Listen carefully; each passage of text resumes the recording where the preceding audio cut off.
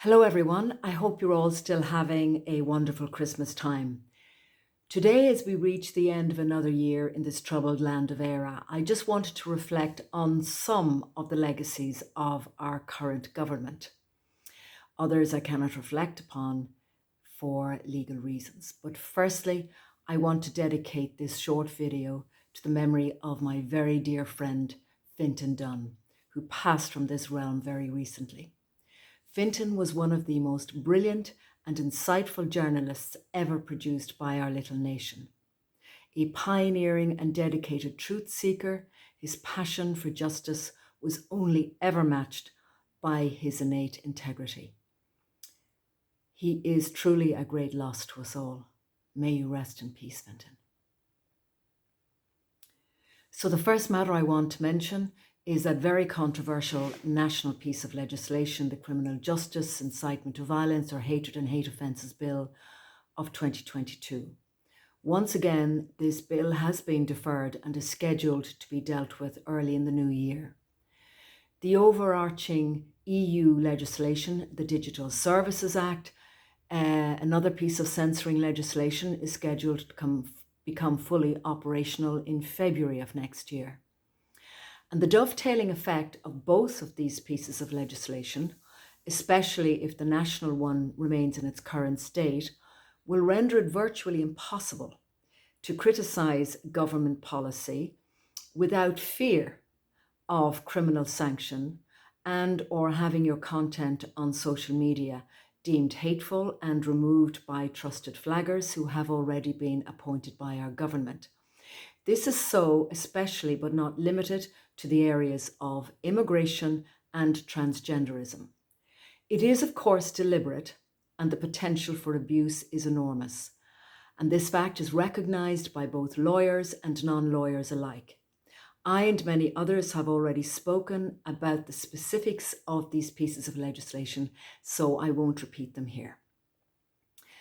Furthermore, when you have a Minister for Justice who considers that someone who is anti-government is far right, when you have the so-called far right being demonised by mainstream media, and when you have mainstream journalists who consider that criticism of government policy now is potentially incitement to hatred, and other journalists who view the exposure of an inconvenient truth as somehow unacceptable and a matter which they themselves as journalists deem they have a right to censor and prevent the truth from being known to the rest of us, we know we are moving into very dangerous territory.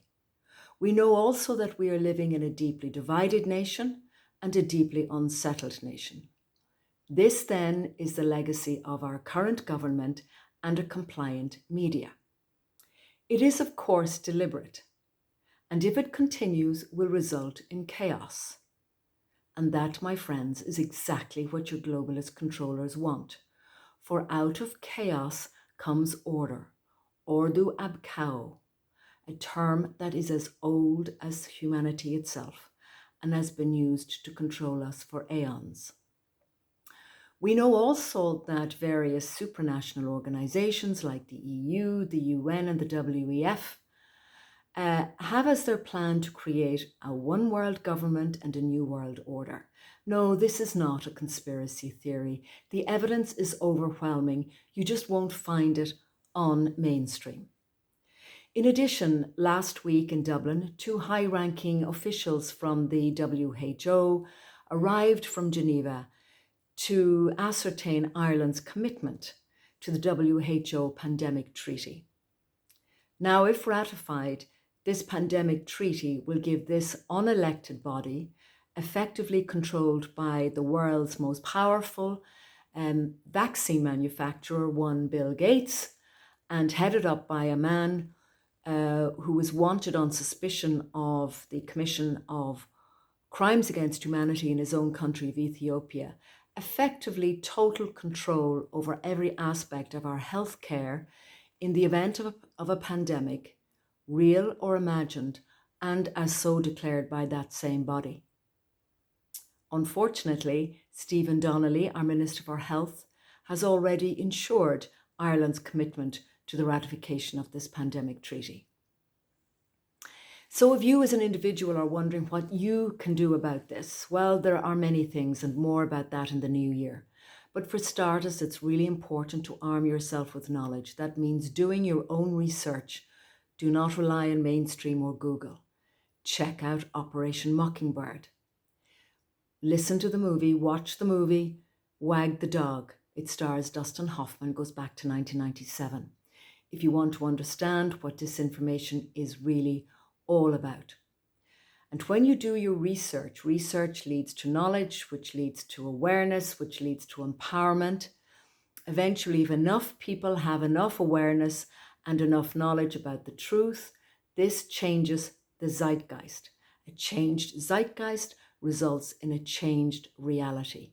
So you as an individual do have the power to bring about a shift in consciousness and a shift in reality. So never doubt your own power as an individual to bring about change, even in a small way. Remember, the power always rests with the people.